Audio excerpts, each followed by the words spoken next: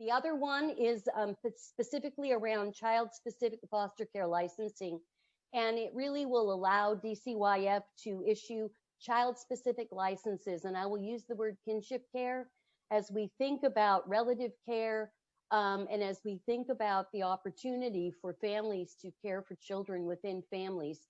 Now they have to go through the entire extensive foster care process as if they were going to be foster families for children that they are not related to. And this would provide an opportunity for them to have an abbreviated process, but as you heard Eiley say, also open the door to potentially be foster family for other children across the state.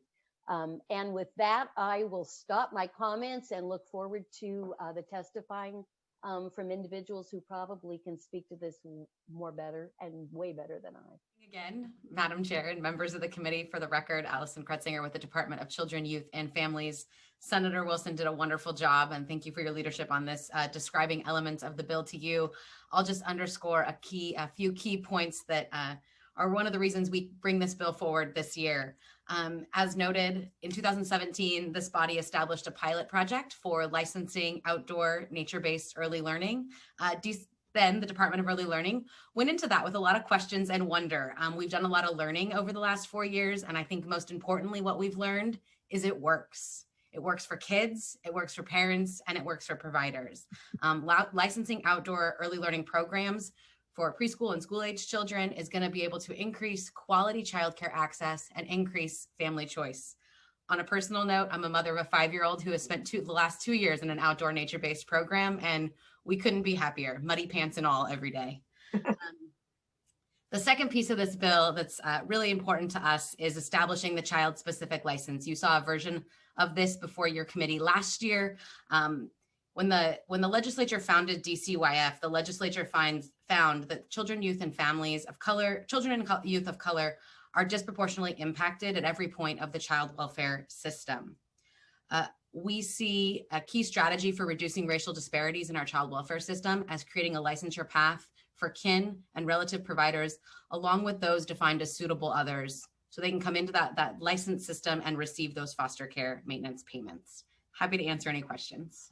Thank you so much. Chair Wellman, my name is Sakara Remu, and I live in the 37th Legislative District. I am a product of the Washington State Foster Care and Adoption Systems, a lifelong Girl Scout, and a member of the Washington Black Lives Matter Alliance. Our mission is the protection and liberation of Black lives and the prosperity of all Washingtonians. Thank you for the opportunity to testify in favor today on SB 5151, particularly in regards to child-specific licensing, also known as kin licensing or kinship care. We thank Senator Wilson for her leadership in sponsoring this legislation and the opportunity to testify today. I want to note that we are not just pro this bill, we see it as one of the most important equity-related bills introduced this session. This bill establishes a child-specific license to a relative or suitable person who opts to become licensed for a placement of a child and that child's siblings or relatives in the department's care or custody. This is something the BLM Alliance and other stakeholders have been advocating directly to DCFS for, and we all know is long overdue here in Washington State. It is in the best interest of kids and for the state of Washington to keep families together and at the same time begin addressing the systematic racism that exists in our foster care and adoption systems.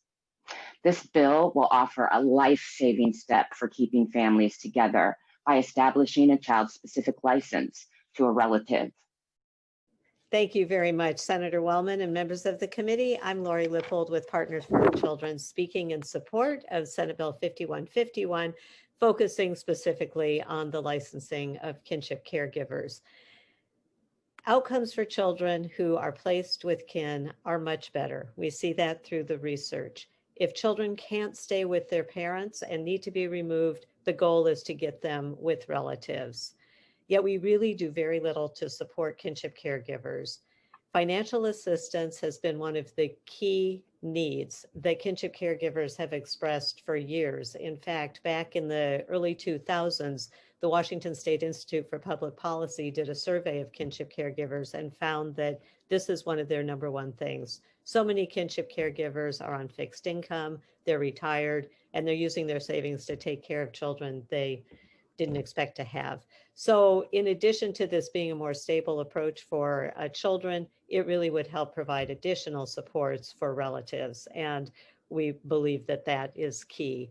So I'm also want to just mention, I'm grateful for the inclusion of the language that has to do with the stakeholder involvement and having kinship caregivers part of that. I think the more they are involved in figuring out what the licensing process would look like, the more successful it will be, the more we will be able to support kinship caregivers, children will be more stable, and we will be keeping families together. Thank you very much.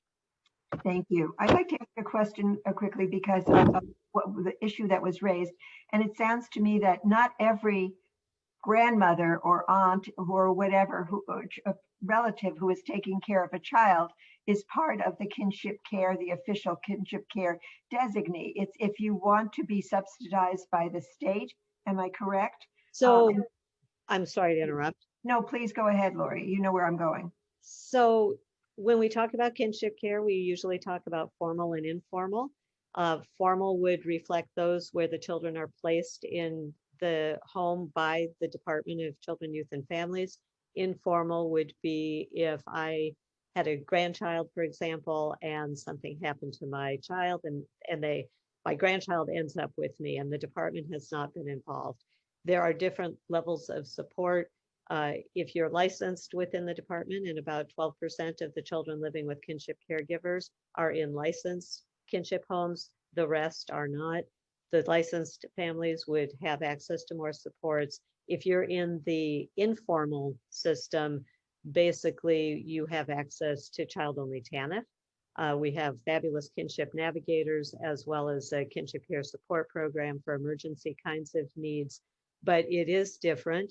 I would want to just add that even with the availability of this child-specific license, we would not want to have it be a requirement because there are a number of reasons why a relative, even when the child's placed with them by the department, is not wanting to pursue a license. So there need to be options. Overall, though, kinship caregivers really should have access to more supports. Thank you so much for that explanation. And Barb Taylor, I see you. Good morning. Good morning, Madam Chair, members of the committee. My name is Barb Taylor, and I work at Catholic Community Services in Seattle and coordinate the King County Kinship Collaboration. The vision of our collaboration is to recognize and strengthen communities where families care for families. We support grandparents and other relatives who are raising their relative children so that the children can remain connected to their family, their culture, and their community. We support this bill because for the relatives who are raising children that are placed with them by the department, it would improve the process of getting licensed. We support the establishment of the child-specific license and including kinship caregivers in the rulemaking process. As Lori said, kinship caregivers who are not licensed receive very few supports. One of the benefits of getting licensed is the monthly subsidy. I think that these are ballpark numbers, but it's a difference between $700 a month and $300 for unlicensed caregivers. So in our work with kinship families over the last 17 years, we've heard many stories from kinship families about the barriers. Of the approximately 4,500 children placed with kinship caregivers by DCF, this is statewide, only 12% are licensed. The stories, right, are about, oh, that's my time. I'm so sorry. If you'll leave your testimony, a written testimony, we'll have it distributed to all members of the committee. Thank you so much. Catherine, good morning. And if you would begin, please. Catherine. Okay, sorry about that. Now you Thank you for the opportunity. I am a grandmother and a kinship caregiver in the 30th Legislative District in Federal Way. And hi, Claire. I had to say that.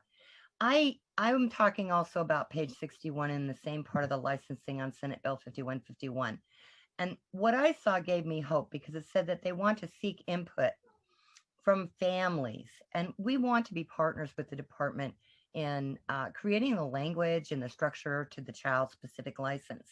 And I can tell you that as someone who's raising one adopted grandson and now a little tiny 2-year-old granddaughter through the department, that it financially is not equitable compared to foster care. The services my children receive is not fair, and the process as it stands today is cumbersome and exhausting, and for most grandparents confusing and overwhelming as well. So I would like to see the bill passed, and I would like to continue to advocate for a voice for kinship families. We're doing the work. We should be at the table. And that's about all I have to say. So thank you very much. And any questions? I have to go to a cherish meeting for my granddaughter. Please do. Thank you so much. Dawn Rains. Good morning, Dawn Rains again from Treehouse. I have to say that Lori and Barb covered many of the points that in the interest of time, I will set aside, but I just want to say this is, we're doing a great job in the state. 45% of our kids in care are actually placed with relative or kinship providers, which we know result in much, much better long-term outcomes. This is an issue that our staff has advocated for very strongly for a long time. We see a lot of relative caregivers who are really financially struggling to